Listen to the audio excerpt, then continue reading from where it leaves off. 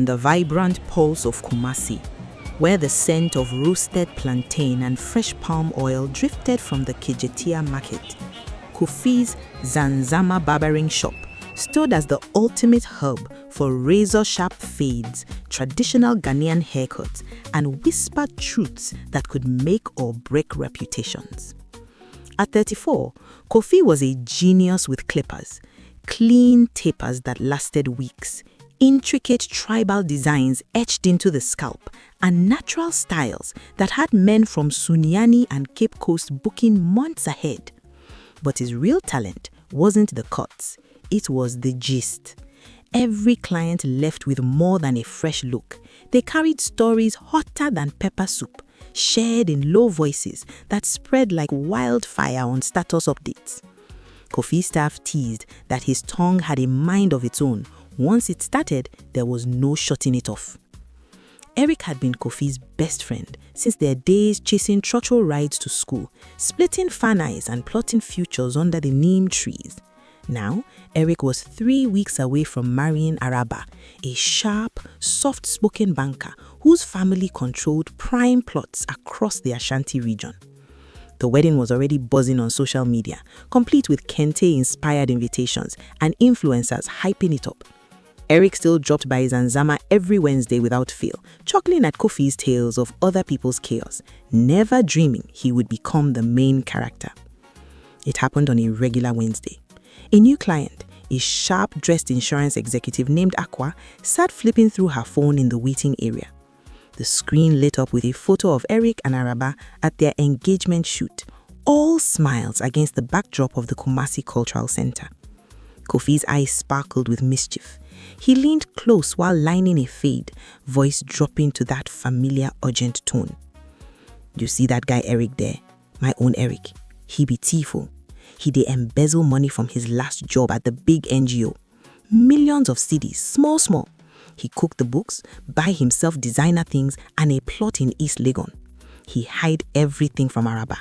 After the wedding, he go use her company account to clean the mess. His uncles already they suspect something. They hire private investigator last month. Poor guy, he thinks say the past no go catch him." Aqua's jaw dropped.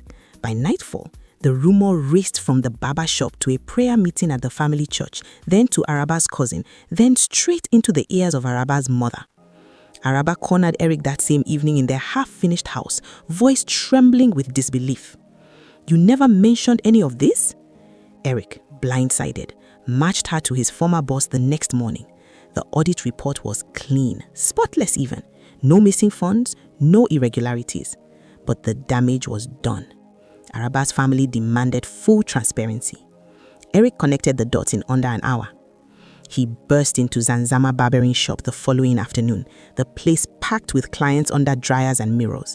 The staff, Ibo, Kwabena, and young Eric, vanished into the back room without a word. Eric's voice was steady but laced with ice. "You told total strangers I'm a thief, that I stole from charity, and I'm planning to rob my own wife? You almost wrecked my marriage and my name. 20 years of friendship. I stood by you when everyone called you the radio without battery. And this is your thanks?" Kofi froze mid-fade, his eyes already brimming. "I swear, I got it from a trusted source. I was only trying to warn you before it exploded." "Warn me?" Eric's laugh was sharp and bitter. "You loved every second of it, the same way you tear down every other person who sits in your chair." He spun on his heel. "Stay away from my wedding. Delete my number." The wedding unfolded like a high-life dream. Traditional dramas, Adinkra printed decor, live streams lighting up timelines. Kofi watched the clips alone in his quiet barber shop, heart heavy. He vowed to change. No more stories, no more loose lips. But old habits die hard. 4 days later, a polished woman named Ifwa stepped in for a full-head barber touch-up on her husband's usual style. Expensive perfume, flawless makeup, calm aura. As Kofi pinned his clippers, Ifwa casually pulled up a photo on her phone for reference. It showed her husband, Nana Kwesi Opon, Kumasi's most respected construction magnate, the man behind new highways, schools, and who rubs shoulders with ministers at state functions. Kofi's mouth moved faster than good sense. "Ah, Nana Kwesi, brother, you dey play with fire. The man they run a massive land scam. He sell fake plots to families, grab people's ancestral land with forged documents, and then evict them. The charity project, all a cover-up. I even hear say he get 2 secret families, one in Accra, one in Ho, paying them off so the wives no talk. You, his main wife, no nothing. Poor woman. Efwa didn't blink. She smiled sweetly, paid triple the usual fee in crisp notes, and left without another word. 2 hours later, the barbershop door flew open with force. Nana Kwesi Opong stormed in with 2 police officers and Efwa holding phone high like a weapon. The officers moved fast. Handcuffs snapped around Kofi's wrists right there amid the gasps of clients still under the hood dryers. Defamation and false accusation, the inspector declared. You get proof for any of those claims?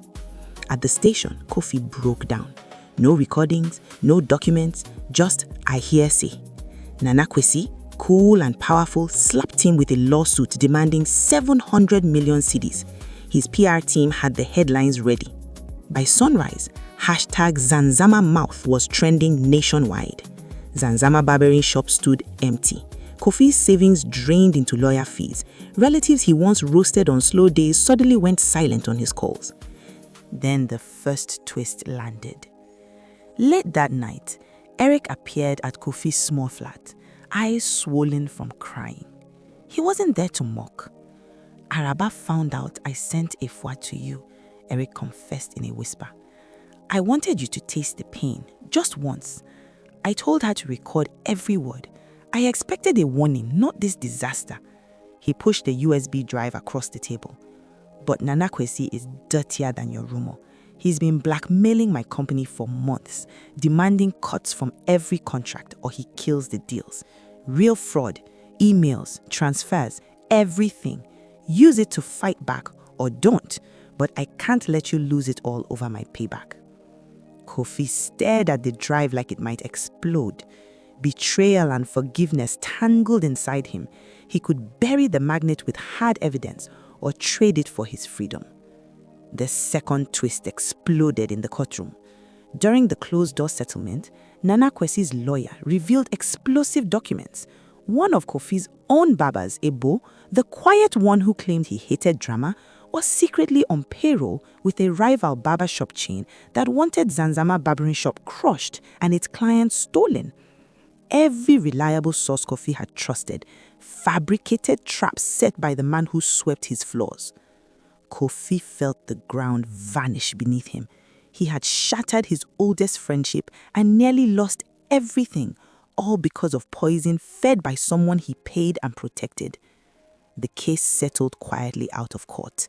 Kofi paid a devastating amount, his life savings plus a heavy loan from a distant relative. He ran a full apology in the Ghanaian Times. Zanzama barbering shop shut its doors for good. Former clients now crossed the road to avoid him. But the final twist arrived 6 months later, not with whispers or revenge, but with the thunder of raw truth that would echo through Kumasi forever. Kofi had reopened a modest roadside spot in Asokwa.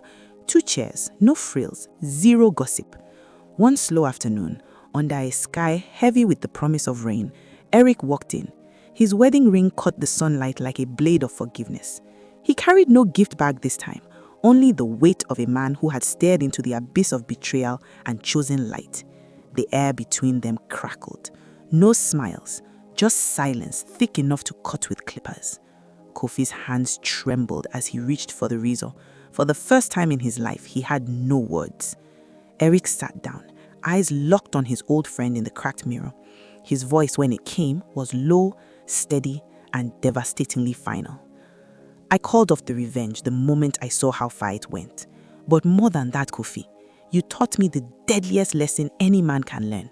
Words are not air, they are weapons, sharper than any cut you ever gave.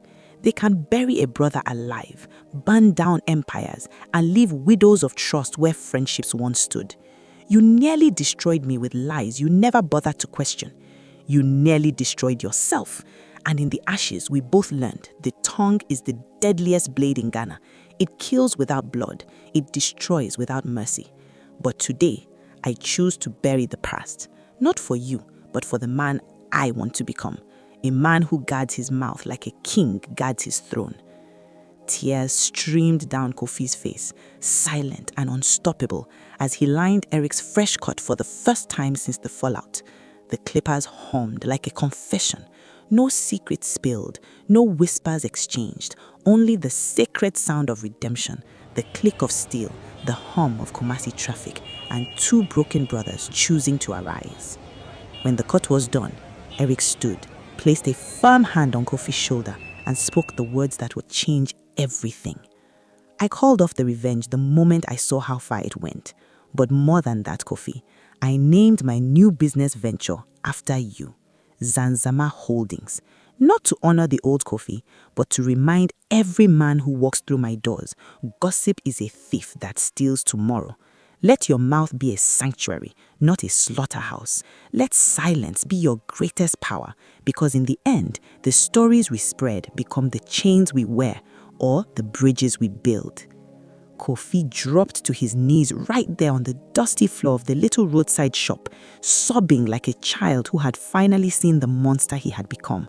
In that moment, the motto mouth of Kumasi was reborn, not as a cautionary tale, but as a living testimony. The city kept spinning, full of fresh stories waiting to ignite. But from that day forward, whenever a young man sat in Zanzama barbering shop for a cut, Kofi would lean in close and say, "Listen, my brother, before you open your mouth, remember, the tongue has no bones, yet it can break a man's back. Guard it, or it will bury you alive." And in the quiet after the clipper stopped, the lesson hung in the air like sacred smoke, powerful, dramatic, and eternal.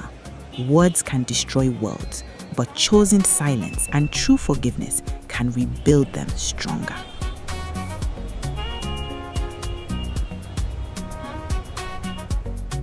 Hi friends, let's wiggle and worship. Come on, wiggle with me. Yeah, keep on worshiping.